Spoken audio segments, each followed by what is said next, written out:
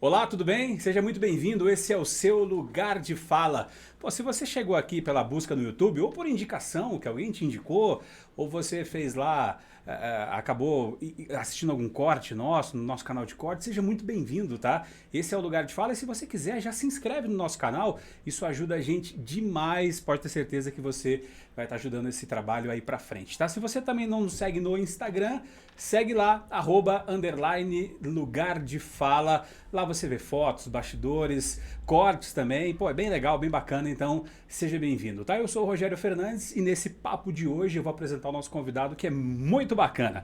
Olha, ele é artista plástico. E a sua primeira exposição já foi numa turnê pela Europa, né? França, Dinamarca, Suécia e por aí vai. É especialista em cerâmica. Ele criou uma técnica única de mandalas, personalizando a energia das pessoas na tela. Ele começou fazendo música para se divertir, mas de repente a coisa ficou séria e deu origem a uma das bandas mais queridas do interior de Goiás. Hoje, no lugar de fala, Pablo Prats, artista plástico e vocalista da banda Monos. Ô Prats, um prazer, cara, prazer te receber aqui no Ó, lugar de fala. prazer meu, né, estar aqui para conversar afiado. Ainda mais com você, que a gente já tem, né, uma certa sintonia nessa história de conversar, né, à vontade. Que Então eu tô bacana, muito cara. tranquilo, obrigado. Que bacana, eu sou teu fã, cara. Eu sou teu fã, gosto do teu som, gosto da tua persona. Muito Te obrigado. admiro, tu é um cara bacana de conversar. Não é só mais um rostinho bonito. Então, isso é muito legal. E te acho da hora mesmo. Mas, Muito Prats, obrigado. pra quem te conhece, cara, e pra quem não te conhece, nós falamos aqui de artes plásticas, né? E falamos de música. O que veio primeiro na tua vida? A música ou as artes plásticas? Eu acho que primeiro de tudo é música, né, sempre, né? Porque música, você tá menino, eu acho que todo mundo tem uma trilha sonora na vida, né? Então, eu acho que desde pequeno a gente tem certos momentos da vida da gente, sempre a música acompanha. A, a arte, ela veio a partir, sei lá, eu acho que todo mundo é meio artista também, Sim, né? sim. Todo mundo pinta quando criança, gosta de tinta, se lambrecar. A diferença é que eu não parei, né? Eu, só não- Continuou. eu continuei lambrecando até hoje. Ma- Então a arte, ela. Eu comecei a pintar mais ou menos a partir dos 12 anos, mais ou menos, em Brasília. Né? Eu sou de Brasília. E, e aí com técnicas clássicas de pintura, né? Óleo, sobre tela e tal. Até o dia que um professor meu me levou para uma. O professor de pintura da gente me levou para ver uma exposição do Dali, né? Pô, E para mim aquilo foi um divisor de águas na minha cabeça, né? Eu tinha 14 anos mais ou menos, minha cabeça pô, simplesmente imagina um abriu. adolescente de 14 anos vendo uma exposição do Dali e já inserido dentro da arte é um negócio violento, né, cara? Eu fiquei muito grilado com ele também, porque eu olhei para ele e perguntei por que que ele não tinha mostrado aquilo para mim, né? Que podia fazer daquele jeito, né? Porque já fazia um tempão que eu estava pintando maçãzinha, garrafinha, casinha de Pirinópolis, com respeito, mas quando eu vi aquilo, sabe, eu falei, poxa, então eu posso fazer o que eu quiser. Não Sim. tem limites para a arte, né? O Dali, eu acho que foi essa, apesar de que meu trabalho não tem nada a ver com dele, mas a filosofia de você poder se libertar na arte sem nenhum compromisso, sabe? Sem ter que seguir regra nenhuma, isso aí eu acho que foi o grande lance que me pegou na arte. Tu falou que a música veio primeiro por conta que todo mundo ouve música e vê música. O que o Prats, hoje com a banda Monos, ele canta rock, canta pop, canta tudo mais. O que o Prats ouve? Ou ouvia? Mudou? Não mudou tanto, acho que as vertentes enriqueceu-se, mas as bandas que eu ouvia com 12, 13, 14 anos até hoje, elas fazem parte mesmo do que eu ouço até hoje. Até hoje em dia eu ouço ainda as bandas que eu ouvi aos 12, 13 anos. Né? The Smiths, por exemplo, é uma banda que eu sou completamente apaixonado. Os Né? seus heróis morreram de overdose? Os melhores. Eu acho que os melhores morreram sim de overdose. Caramba. Eu acho que para aguentar essa vida, né, tem muita. Às vezes você tem que se anestesiar um pouco. O músico, ele tem meio que um preconceito, né? Sofre um preconceito. Antigamente, anos 50 lá, quem fosse visto com o violão na mão é porque não queria trabalhar, né? O Prats é artista. Os pais das coleguinhas das filhas do Prats, como que eles falavam, sei lá, assim, ó, pô, esse pai esse pai da sua amiguinha aí, esse cara é meio estranho, né? É um cara estranho, sei lá, né? Não o cara estranho da música de vocês, né? Mas tu acha que tu era visto assim, meio fora da curva, assim? Ah, sempre, sempre. Como eu estava falando, que você tocou no assunto de que a primeira exposição que eu fiz já foi na Europa, né? Então, a primeira exposição que eu fiz foram 14 cidades pela França, né?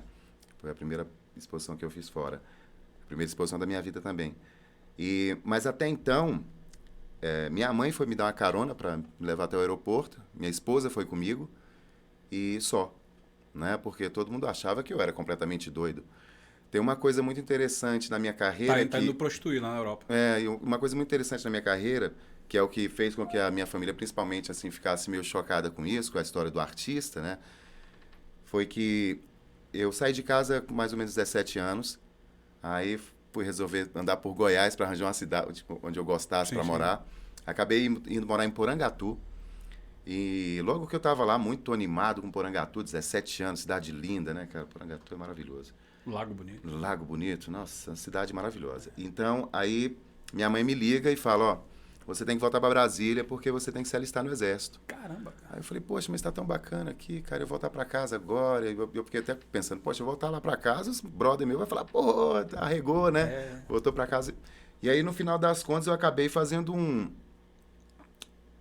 concurso para a Polícia Militar e entrei na Polícia Militar com 18 anos de idade. Caramba, cara. E aí Toda aquela vida louquice do Prates, artista, dentro da polícia, como é que tu mexia com isso, cara? Essa foi acho que foi a grande barreira da minha vida, eu acho que o maior desafio da minha vida, eu acho que foi esse. Mas assim, numa abordagem assim, tu usava arma ou pegava flor assim e falava, esteja preso? Eu nunca fui muito fã disso. Uma coisa engraçada é que... Quanto tempo de polícia? Eu fiquei 4 anos, mais ou menos, na polícia. Eu me formei e fiquei mais uns 3, 4 anos, até eu pedir minha baixa. Tu pediu? Pedi a baixa. Cheguei, o coronel até ficou olhando pra mim, o que tá acontecendo? O que tá acontecendo? Eu falei, não, eu só não tô mais afim. Até porque eu tinha 22 anos, né? 23 anos, mais ou menos, quando eu saí da polícia. E, poxa, eu era muito novo, né? Eu tinha muita vontade de fazer muita coisa da minha vida. Eu não queria... Mas peraí, com 22 anos, cara, qualquer cara com 22 anos ia querer, cara, tá na polícia ali pra usar tudo que uma farda pode te dar, todas as portas que pode abrir e todas as, sei lá, cara. Acaba que muita gente, no final das contas, quer aquele posto para acasalar, né? E você não fazia Não, de uso maneira disso? nenhuma.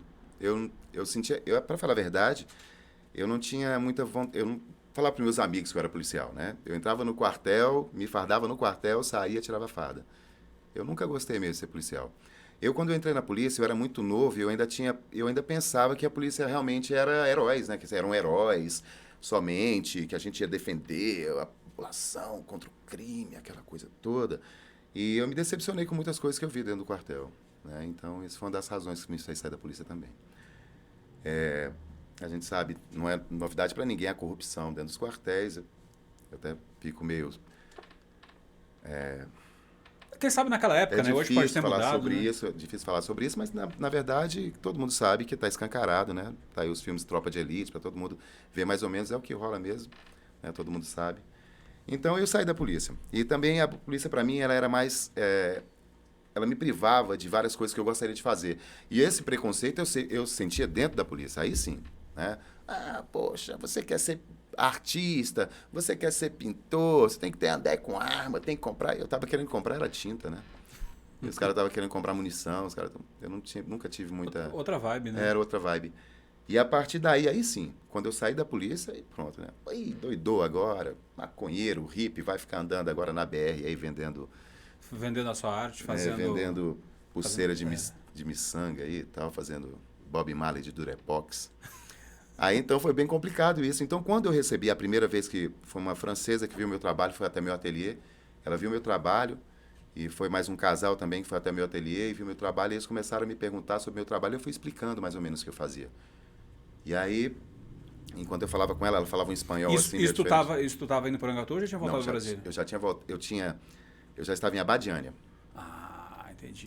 Minha mãe, meu pai... Estrategicamente, eu falo assim, porque como essa tua primeira exposição foi a turnê foi pela Europa, Aham. e a gente sabe que muita gente de fora vinha para Abadiânia. Exatamente. E você indo, será que estar ali foi uma boa para você? Com certeza. Em Porangatu tu ia ter essa oportunidade de ter tido uma nunca, francesa vendo o teu nunca, trabalho? Nunca. A Badiânia, nesse ponto, foi fundamental no meu trabalho. Né? Foi o lugar onde que me deu visibilidade. Eu tinha um pequeno ateliê em Abadiânia, mas um pequeno ateliê em Abadiânia que recebia mais ou menos, sei lá, quantos mil estrangeiros vindo de todos os lugares do mundo o tempo inteiro. Então, aquilo ali foi uma grande vitrine. Quem sabe tu para o mundo da música hoje, o cara teria que estar em São Paulo, né? Um tempo atrás teria que estar em São Paulo. Na arte você estava no lugar certo. Exatamente. Como o pessoal do sertanejo vem do Brasil inteiro para Goiânia, né, para fazer, porque Goiânia é o grande centro.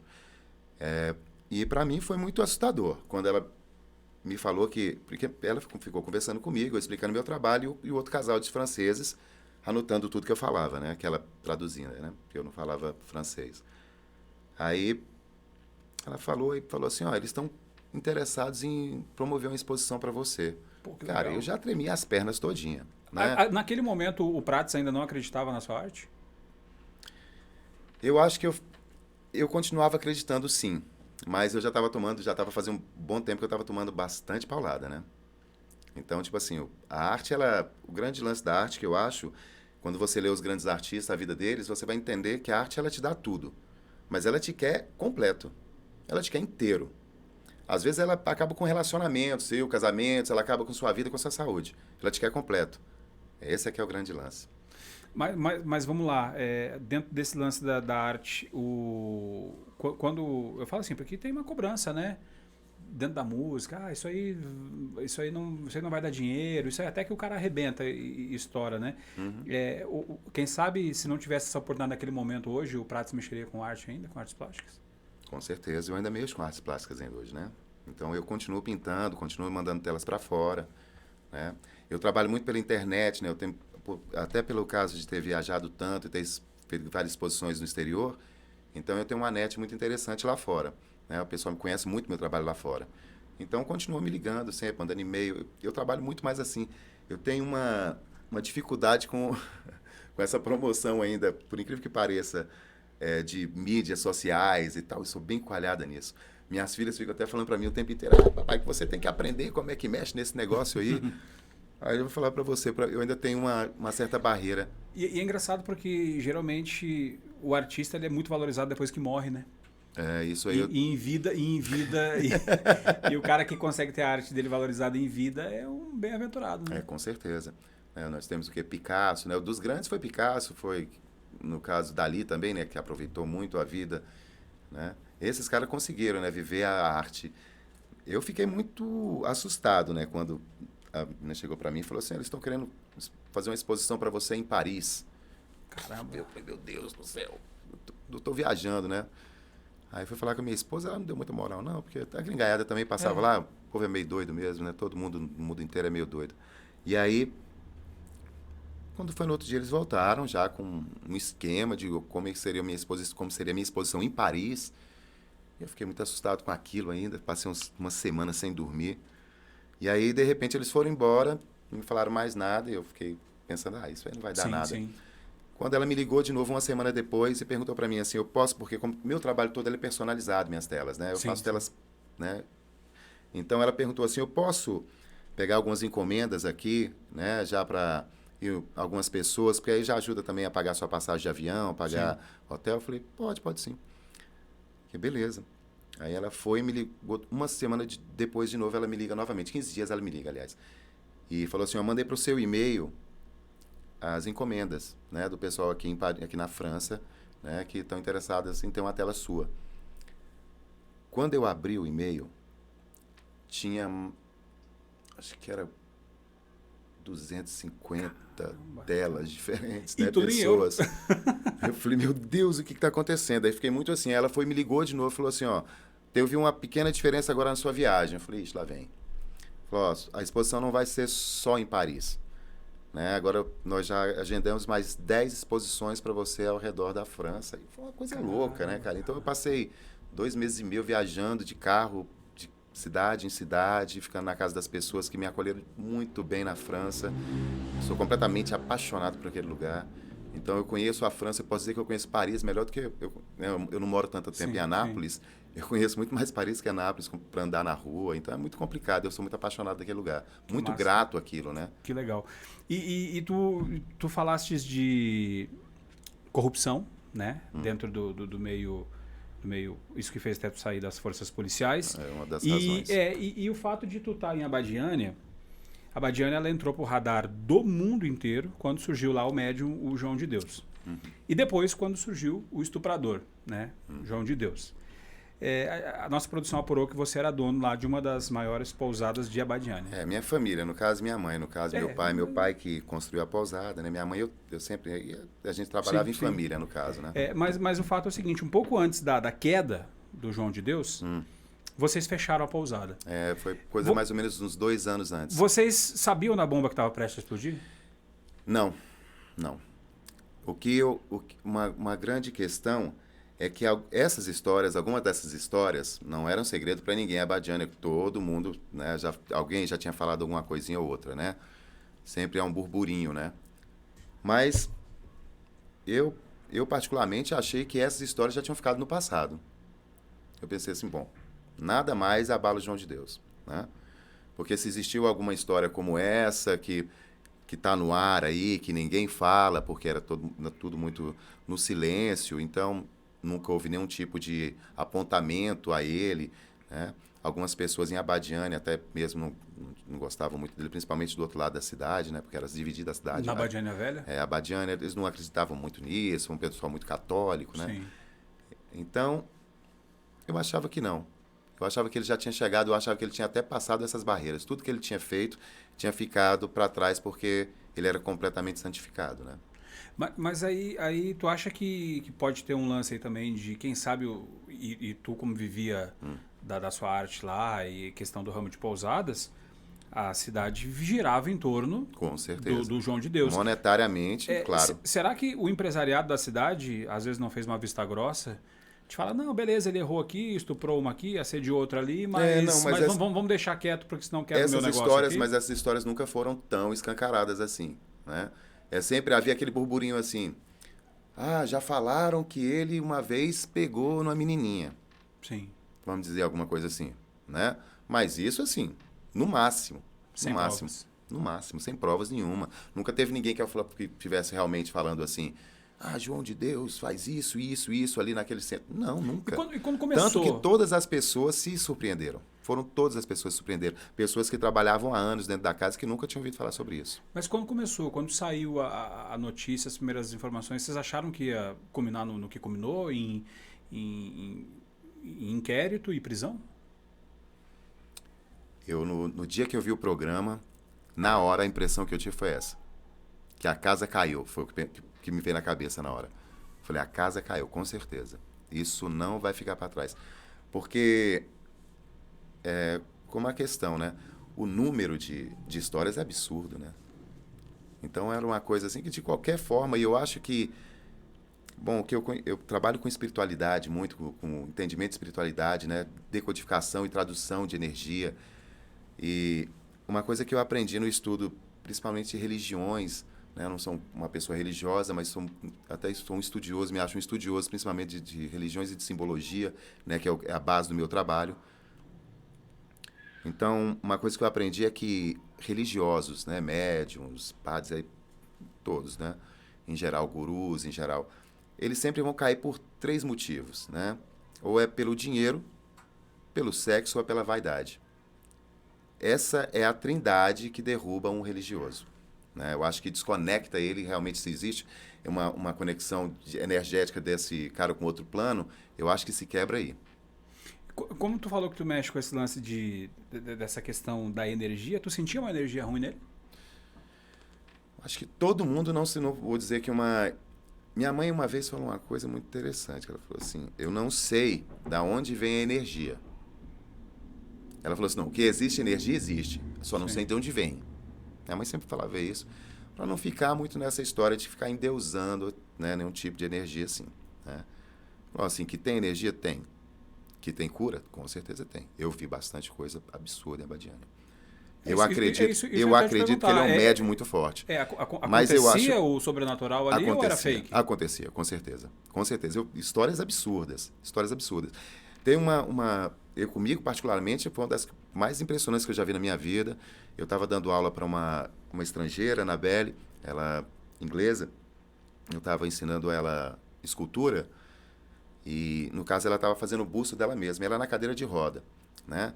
Ela dava para ver nas costas dela onde havia tido a ruptura da coluna dela, né? Então, ela na cadeira de roda e ela com uma blusinha. Então, dava para ver exatamente ali onde é que era a ruptura. E ela me pediu mais um pouco de argila para colocar sobre o cabelo que ela estava fazendo. Na hora que eu fui buscar a argila, que eu voltei, ela estava em pé. Caramba. E ela estava tremendo, né, assim, mas em pé. E eu olhei para as costas dela na hora, pensei, nossa, vou ver um milagre agora. Sumiu o calombo nas costas dela, na coluna dela. Não, simplesmente estava do mesmo jeito e ela estava em pé. E no caso dela estar em pé, aquilo me chocou muito e ela foi tremendo, ainda que sentou na cadeira, olhou para mim e nós dois ficamos meia hora chorando, no mínimo, né? Caramba, cara. É uma coisa absurda. Eu já fiz coisas impressionantes em Abadiânia, né? Com certeza que acontecia. Mas é o que minha mãe dizia. Não sei de onde essa energia vem. E economicamente falando hoje, como que tá os feedbacks que tu tem? Tu deve conhecer muita gente lá. Com certeza. Quebrou? Foi um baque absurdo. É um baque absurdo. Tanto que a avenida, né, a rua que leva até a casa de João de Deus, da BR até a casa de João de Deus, eram os lugares mais valorizados, né, de Abadiânia, né? Era o lugar mais valorizado. Você não conseguia de maneira nenhuma colocar uma loja ali. Os aluguéis eram completamente superfaturados, né? Eu tinha um ateliê muito pequenininho, né? E eu pagava mais de R$1.000 por mês num lugarzinho desse tamanhozinho, né? As lojas imensas, lotes que eram vendidos quando nós fomos para Abadiânia, mais ou menos em 1998, os lotes eram, sei lá, vendidos a R$5.000, passaram para 5 milhões, né? Caramba. Então, um absurdo, né? Um absurdo. Um fluxo de câmbio muito forte de moeda estrangeira, taxistas, né? A todo tempo indo para Brasília e voltando. E a família desses taxistas todas moram em Abadiânia, então todo esse dinheiro também ajuda o comércio e assim por diante. As pousadas de Abadiânia, que recebiam centenas, milhares de pessoas todos os dias, compravam diretamente também do comércio de Abadiânia. Então, foi um baque absurdo. Rompeu uma cadeia. Abadiânia tem uma vantagem hoje de ter o Lago Corumbá, né, que é uma outra forma de estar agora o município sobrevivendo, com certeza. Caramba. Prats, artes plásticas, né? Você é um artista plástico. Como que a gente pode definir o que é artes plásticas? Hoje em dia não se chama mais artista plástico, né? Hoje é o artista visual. Né? Eu acho mais interessante isso também, porque você não fica preso. A plástica, no caso, você definiria alguma coisa que você transforma manualmente, mas hoje isso não faz mais sentido, né? As grandes artes hoje, o que está se vendendo de arte digital é impressionante, né? E você não precisa de matéria-prima nenhuma, né, para produzir isso, né? É só uma ideia. Hoje você vende ideia. Isso é impressionante.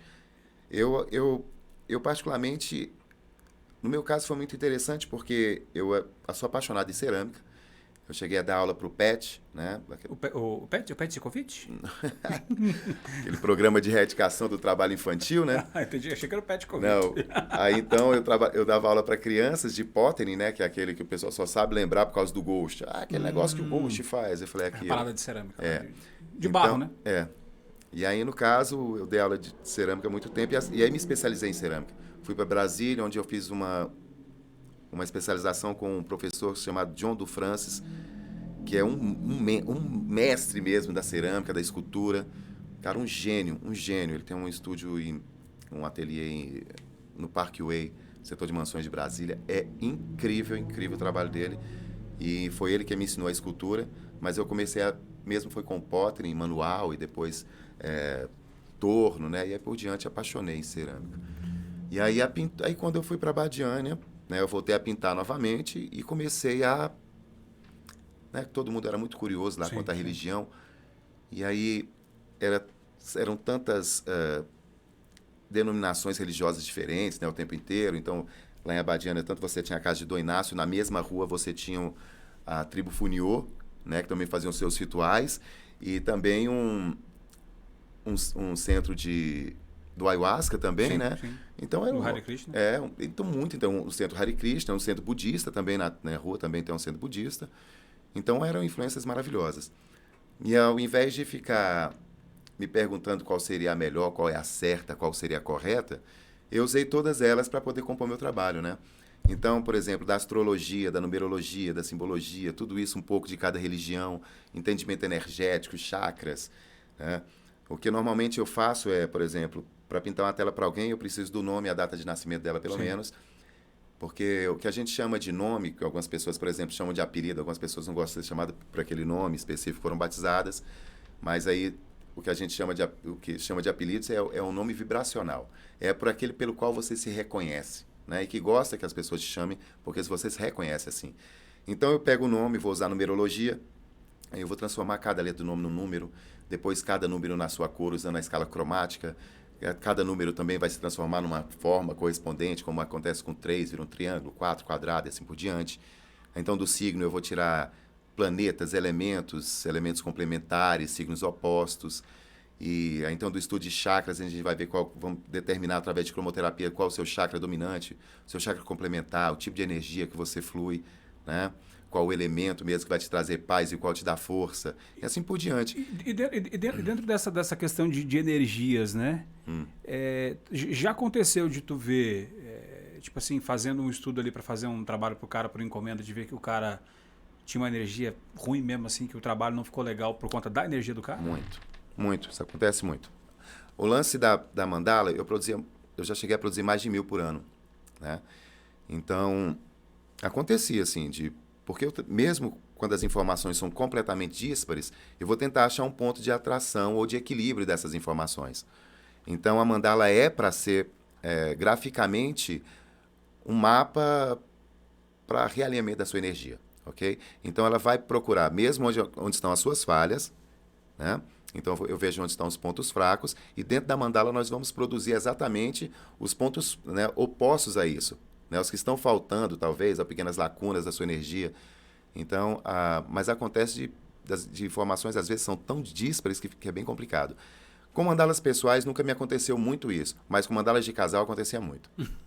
Porque acontecia muito assim. Vocês vão separar daqui a pouquinho. Como assim? Tô vendo aqui. Acontecia muito assim. As pessoas, como estão viajando e se encontravam lá em Abadiane, de vários lugares diferentes, muitas delas muito carentes, até né, pela questão também de estar passando. Lá, além do pessoal ir buscar cura e espiritualidade e tudo mais, rolava casamento? Rolava muito casamento, né? Muita gente se encontrava e falava, eu achei a pessoa da minha vida aqui. No momento que a pessoa está totalmente aberta para outras questões. E não, e a pessoa às vezes está muito fragilizada também pelas doenças, né? Que eram pessoas que procuravam João de Deus, né? Tinham doenças terminais. Então essas pessoas às vezes muito fragilizadas também encontravam pessoas nas mesmas situações que entendiam a sua própria dor. Não, então você via casamentos muito bonitos, assim, pessoas que realmente se encontraram naquele lugar, né? E no caso, mas também acontecia muito de jovens que estavam viajando pelo mundo, mochileiro, que vai parar em Abadiânia, e que chega lá, encontra uma menininha, logo tá, né, de namorico. Sim. Vamos fazer, olha aqui, passamos aqui na frente, tem um tal de mandala de casal, vamos fazer uma. Beleza. Aí, tudo bem, né? Aí acontecia muito das cores, no final das cores. Não casava. Ficava marrom. Mas aí tu falava, olha, uma coisa que não deu certo, ou tu falava, olha que lindo, tal, e passava adiante? Eu costumava, eu falei, na boa, eu vou falar uma coisa pra vocês, o namoro de vocês vai ser muito bonito. O namoro.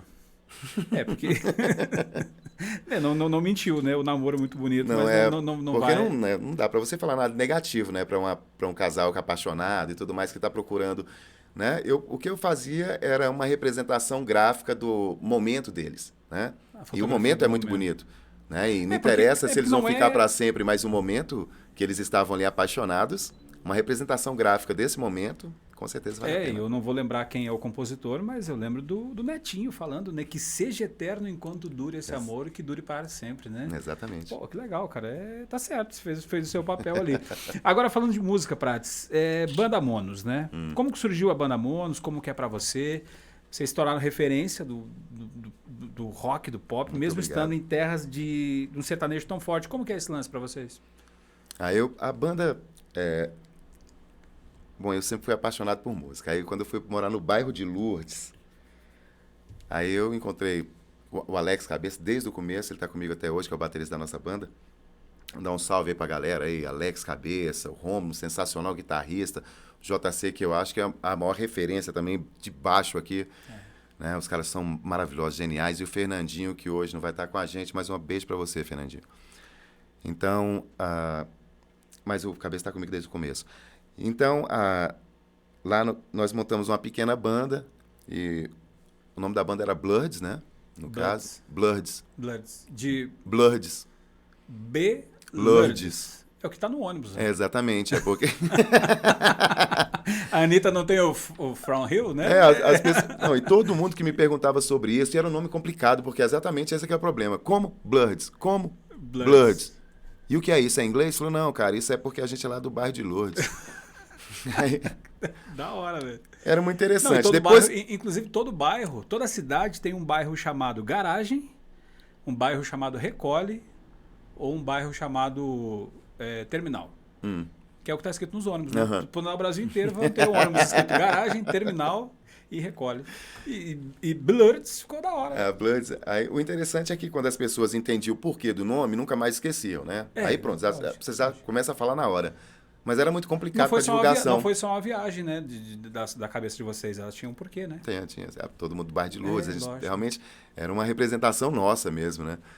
Mas aí a Bloods, nós tivemos como toda banda, sempre tem alguns problemas de relacionamento e tal. Drogas, sexo e rock and roll? Mas só droga mesmo. Então, a banda ficou pelo caminho mesmo.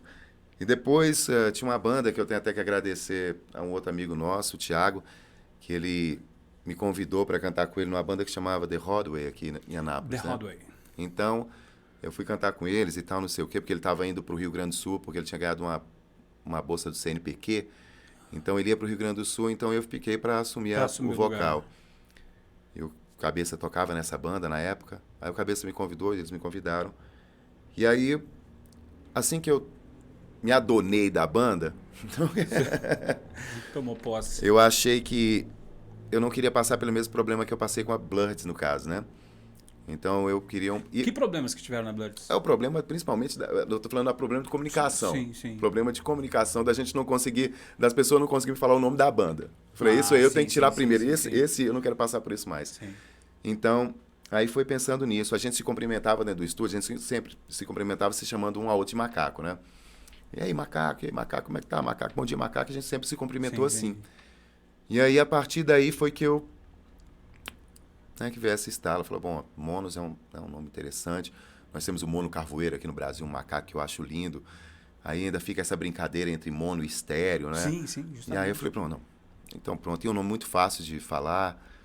E representava também uma coisa íntima da gente, né? A brincadeira interna, da gente chamar de um ao outro de macaco. Sim.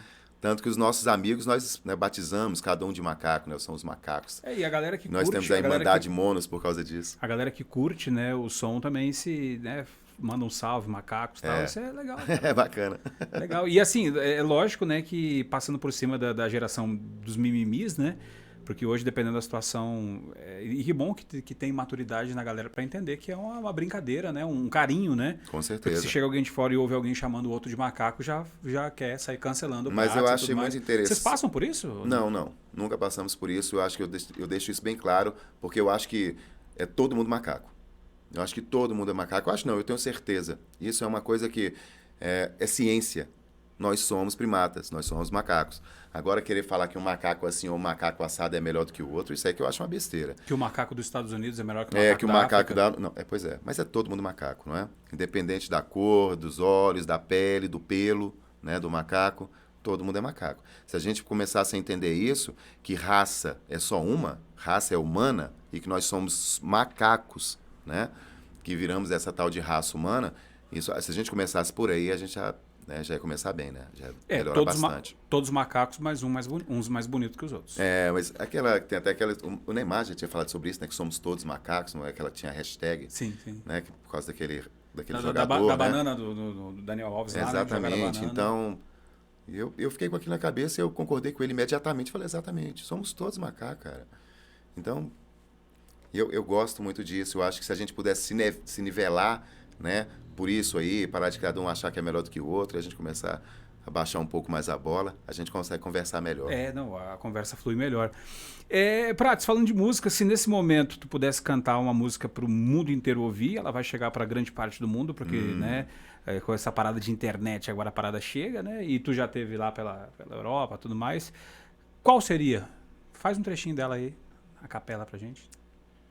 Meu Deus, que surpresa. Assim, sem aquecimento, sem nada, né? Porque, como diria, vou lançar uma frase aqui agora, tá? Que quem sabe pode ser. Quem sabe faz ao vivo. Bom, tinha uma música que meu pai gosta muito. Meu pai gostava muito dessa música. É uma das questões que me emocionaram muito quando eu fui fazer minha primeira exposição em Paris. Foi estar em Montmartre e tinha um desses pessoal que toca aquela acordeonzinho, né, no meio da rua, né, pedindo por moeda. E para mim foi muito emocionante, meu pai já havia passado fazia muitos anos. E tá em Paris ouvindo a música predileta dele. Caramba, né? Isso me emocionou que muito, momento, né? Cara, que momento. Isso me emocionou muito. E é uma música que, depois que eu aprendi a falar francês, então que ela se transformou na minha também, numa das fazer mais músicas, sentido. porque ela fez completamente sentido na minha vida. Eu entendo agora por que aquela música me tocava tanto, né? Porque ela dizia coisas maravilhosas, né? Que je veux parler d'un temps que les mois de 20 ans ne peuvent pas connaître, né? Quando você já começa com Charles Aznavour te falando que vai falar de um tempo, né, há mais de 20 anos, que quando ele tinha 20 anos, que muitas poucas pessoas conhecem, né? Então vai contar a vida de um pintor que tem uma musa junto com ele, e eles ficam nesse pequeno apartamento e durante a noite, enquanto passam fome, não tem nada para comer, ele pinta ela faminto e de manhã pega aquela tela e vai passando pelos cafés para trocar por um café, por alguma coisa. Então é uma música que me toca muito, sabe? Muito visceral. Eu sempre levei isso, eu tento que o artista é muito isso, né? Que a gente se alimenta, é muito mais do aplauso, a gente se alimenta muito mais da arte do que realmente do pão, sabe? Do vinho. Uma pena que na padaria não aceite aplauso, né? Que a gente tem que fazer isso transformar em dinheiro, né? Mas, ô Prates, no show da banda Monos, a gente escuta Legião, Rapa, a gente escuta The Weeknd, né? Blind Lights, escuta Criolo, cara, os dois tiozinhos, escuta, cara... Roberto Carlos, escuta, cara... Qual que é o critério pro repertório de vocês, cara? A gente procura se divertir, né? E durante um tempo, quando a banda começou, que a gente tinha menos compromisso com o público, né? Que a gente já chegava, bom, nós não éramos conhecidos por ninguém, não tínhamos compromisso nenhum, subíamos no palco às vezes para fazer uma apresentaçãozinha de 2, 3 músicas, a gente ia meter o pé para cantar só o que a gente gostava, né? Então a gente só sempre fez questão de se divertir cantando. Aí no caso depois é que a gente foi popularizando até um pouco mais, mas sempre procurando músicas que a gente gosta de tocar. E principalmente músicas também que fariam o público se divertir, né? Então, nós fazemos muitos pedidos, principalmente versões. Por exemplo, o Roberto Carlos mesmo, eu acho o cara genial, né? Não, compondo. Mas às vezes eu acho ele meio eu acho preguiçoso, às vezes, em algumas músicas, que eu acho que com a pimenta da Monos ela fica mais poderosa às vezes.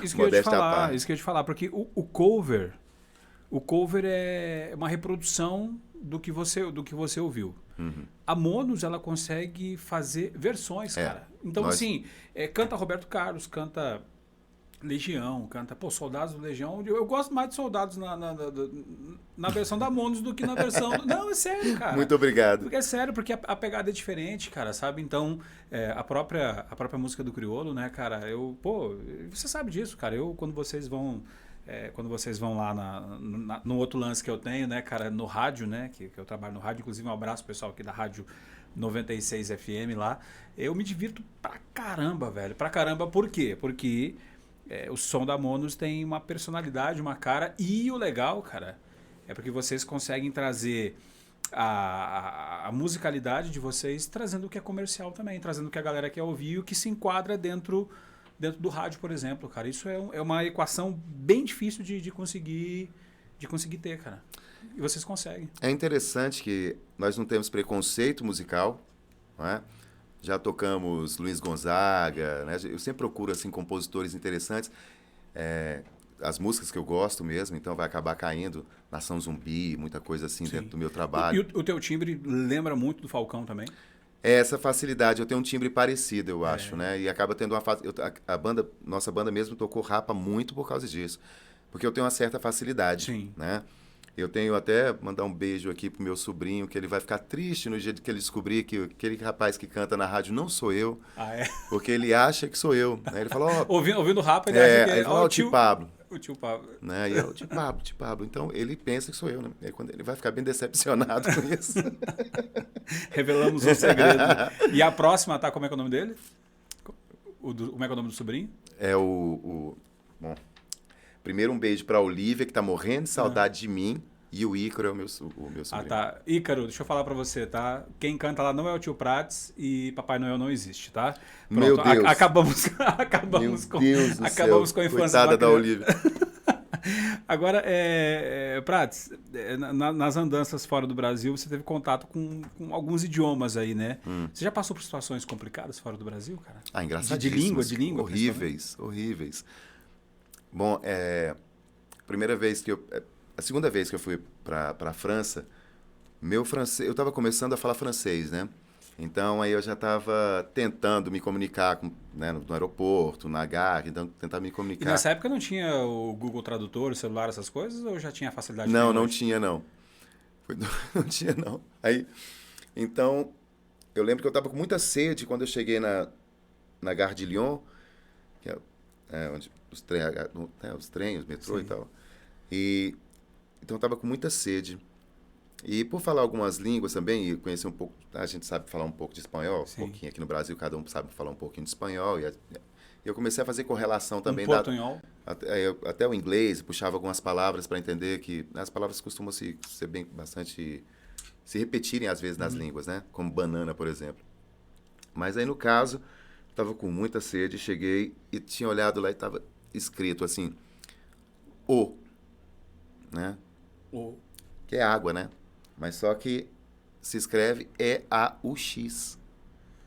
Então eu fiquei olhando para aquilo e tentando... E, cara, eu tava morrendo de sede.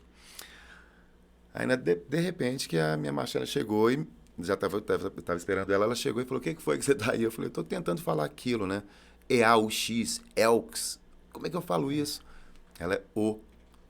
Falei, poxa, mas nem o O não tem lá, cara. O próprio Bordeaux, né? Aí depois você vai entender Bordax, que é né? Champtossau, Bordeaux, tudo termina com O, né? Vitro. Eu tinha um cachorro, uma cachorra, né? Que me foi levada numa separação, que ela era belga Malinois, né? E o pessoal falava belga Malinois, né? Uhum. E aí depois eu falei, mas que raça é essa? Depois que eu fui entender, né? E tanto é que em Brasília tem o colégio, o Galois, que se escreve Galóis, né? E por aí vai. Mas esse negócio de língua é complicado, cara. Minha mãe, ela, pousada, a gente recebia gente do mundo inteiro. E minha mãe, durante todos os anos, minha mãe nunca falou inglês. E aí meu irmão, eu tenho um irmão que ele até trabalha aqui, que é o pai do Ícaro e da Olivia, que ele trabalha aqui na UEG. Ele é tradutor e editor, né? Ele é... Não, esse negócio de língua também, o Zé de Lima muito tempo brigou, né? Porque falou UEG, gente. UEU! UEG, como assim UEG? Então minha mãe, ela não falava nada de inglês. Precisava de alguma coisa. Minha mãe sempre falou com as mãos e tal. Eu lembro que a ceia de Natal, ela começou a preparar a ceia de Natal que para os gringos que estavam lá. Aí ela falou assim, meu filho, como é que fala mesmo Feliz Natal em inglês? Aí eu, Merry Christmas. Ela, oi? Merry Christmas. Ok. Cara, e aí ela passou por mim depois na hora do almoço. Como? Merry Christmas. Merry Christmas. Ela, Merry Christmas. Sai repetindo. Daqui a pouco de volta. Merry Christmas. Ela, ok. Quando chegou de noite, a primeira pessoa que entrou foi um senhor careca. Na hora que ele entrou, ela olhou pra ele e falou assim, Hare Krishna. Tadinha, cara. Não, eu passei por situações... Então é complicado. Meu tio, quando casou, cara, ele casou com a tia Branca, a tia Branca é o nome, e ela era uruguaia. E a festa foi no Chuí, na divisa lá, né, mais pro lado do Uruguai. E a minha avó brasileira, e a família dela uruguaia. passou um rapaz vendendo talheres, aqueles talheres gigantes assim, né, que usa para fazer caldo, fazer sopa, enfim. E ela gritou pro meu tio, falou que precisava comprar uma concha, porque a dela tava toda furada. E aí foi a piada, né? E quem não sabe o que é, depois dá um Google aí e procura o que quer dizer concha. As conchas de elásticas lá em espanhol, né? Aconteceu também com umas suecas que estavam... elas tinham ido para Pirinópolis com um motorista lá de Abadiânia, que eles faziam uma... Né, levavam o pessoal para Pirinópolis para conhecer. E a menina tinha pedido a tape, né? A tape. Tinha falado para ele em inglês, tape. Ele entendeu o que era. Ele foi lá e buscou e ficou gritando lá, a fita! A fita! Bom, para quem não sabe o que é a fita em sueco, dá um Google lá. Dá um Google lá também. Agora, Prats, pra gente encerrar. O que é mais complicado no Brasil? Ganhar dinheiro fazendo música ou ganhar dinheiro com artes plásticas? Ou artes visuais? Putz, aí é complicado. Bom, eu acho que é com artes visuais, eu acho que é mais difícil. Eu acho que o artista visual, ele tem menos... até hoje há um preconceito realmente com o artista visual aqui. Acha que é tudo louco, tal, não sei o quê. Não tem o devido merecimento, sabe? A devida consideração. O Romero Brito seria um ponto fora da curva? Assim, porque foi pra fora? Será que no Brasil ele ganharia a grana que ele ganha? Eu não acho que não. Acho que não. Acho que não. Eu particularmente não gosto de Romero gosto Brito? Do trabalho do Romero Brito. Não acho gosto meio, graficamente. Acho... Não sei. Eu acho ele simples. Não acho que ele seja... Eu acho super valorizado. O Romero Brito é modinha? Acho super valorizado. Isso é uma crítica...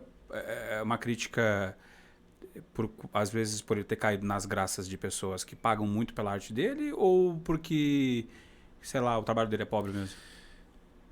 Eu acho que o trabalho dele graficamente é divertido, né? É divertido, com certeza. É bonito, divertido. Mas não vejo filosofia no trabalho dele e para mim é fundamental isso. Para mim a arte tem que ter filosofia. Ela tem que ter um porquê. Eu não gosto só do abstrato, por exemplo, se ele não for visceral. O abstrato só para se vender e para colocar em... Sabe, para poder usar como ferramentas para decoradores, eu não acho que não. Mas isso não acaba não sendo um preconceito, Pratos, porque as pessoas quando entram numa exposição, até o modo com que elas entram, a forma de andar, a forma de falar já muda, porque não, eu estou num ambiente de arte, né? E às vezes as pessoas ficam paradas ali durante um tempo dentro de uma tela, tentando achar um porquê, e é eu feio. Quero deixar claro e é feio falar assim, eu não entendi. Não gostei. Não, ou não gostei. Eu estou falando isso do ponto de vista do artista, não de quem vê. Eu acho que a beleza realmente está no olho de quem vê. Né? Então, eu acho que é o ponto é o olho de quem vê que é realmente que é importante. Mas o artista, eu acho que o que ele vai apresentar para essa pessoa, para esse público, tem que ter muito do seu coração, da sua alma, da sua vivência, tem que ter uma filosofia por trás. Eu acho que o do artista, a partir do artista para quem vê. Não ao contrário. Eu acho que a pessoa, ela tem... Aliás, nesse ponto da arte, sim. Né? Que você não precisa entender de absolutamente nada. Só sentir. É gostar ou não gostar. E eu acho que esse aqui é o ponto fundamental. Você não tem que gostar de nada, você não tem que compreender a arte para gostar. Se você tiver que compreender e ler para gostar, já não te pegou, não valeu a pena. Será que olhando por essa ótica, então, tu falou que a arte ela expressa o conteúdo da pessoa que a fez, a gente pode concluir, então, que o Romero Brito é um fã de Restart? Por aí, eu acho mais ou menos isso. Eu não sou muito fã do trabalho dele por esse ponto. Eu acho que visualmente é muito divertido, mas eu não vejo filosofia no trabalho dele. Por exemplo, quando você vê Portinari, nós temos grandes pintores brasileiros, né, cara? Você vê Portinari, sabe? Você vê de Cavalcante, sabe? As morenas e tal. Você vê toda aquela vontade de representar a brasilidade mesmo. Tem um porquê daquele trabalho. O próprio Aleijadinho, né? Poxa, o que é isso, né? Genial. Então, eu acho que a arte tem que estar aí. Né? O Aleijadinho, cada escultura daquela, cada profeta daquele, ele, com certeza ele colocou todo o sentimento daquele. Se você perguntar, se nós tivéssemos a oportunidade de perguntar para esse Aleijadinho quem eram aqueles profetas, como, né, o que eles achavam, eu tenho certeza que ele conhece cada um deles intimamente, né? A personalidade de cada um deles. Né? O artista conhece.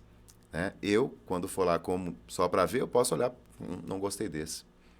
né? Mas eu acho que o artista ele tem que partir do ponto sentimental, visceral, principalmente, sem muita razão, às vezes. Meu trabalho, às vezes, por exemplo, meu trabalho eu tenho que fazer, né, numerologia, cromoterapia, mas depois de todas essas informações na minha mão, eu não tenho nenhum controle do que vai sair da minha tela. E acho isso fundamental. Porque se eu tivesse o controle da minha tela, como o Romero, por exemplo, tem controle das... Ele vai fazer um gatinho, o gatinho já vai sair colorido, com 3 bolinhas aqui, vermelha, uma amarela aqui, uma linha daqui. Ok. Eu nunca sei como vai ser a minha tela. Né? Então, porque é uma representação gráfica de alguém que eu nem conheço, às vezes. Cara, que loucura. Dizer que gostou ou não gostou tá ali para quem assistiu ou ouviu. E o que eu posso falar desse papo é que eu gostei demais, cara. Muito obrigado, cara. Pô, cara, que bacana, cara. Estou muito satisfeito de estar com você, principalmente hoje, que é seu aniversário. Muitíssimo valeu. Obrigado, irmão.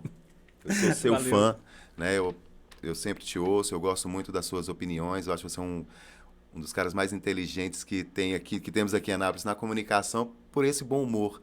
Que eu acho que o bom humor talvez é a maior centelha, a maior prova de inteligência do ser humano. Cara, eu pareço inteligente, mas eu só tenho uma produção fodida junto comigo. Isso nos faz parecer inteligente. Prates, valeu. Muito obrigado. E se você gostou desse bate-papo, encaminha ele, passa para quem você gostou, tá? Se inscreve no nosso canal se você ainda não é inscrito, segue lá no Instagram e valeu. Obrigado, gente. Esse é o Lugar de Fala. Até a próxima. Tchau.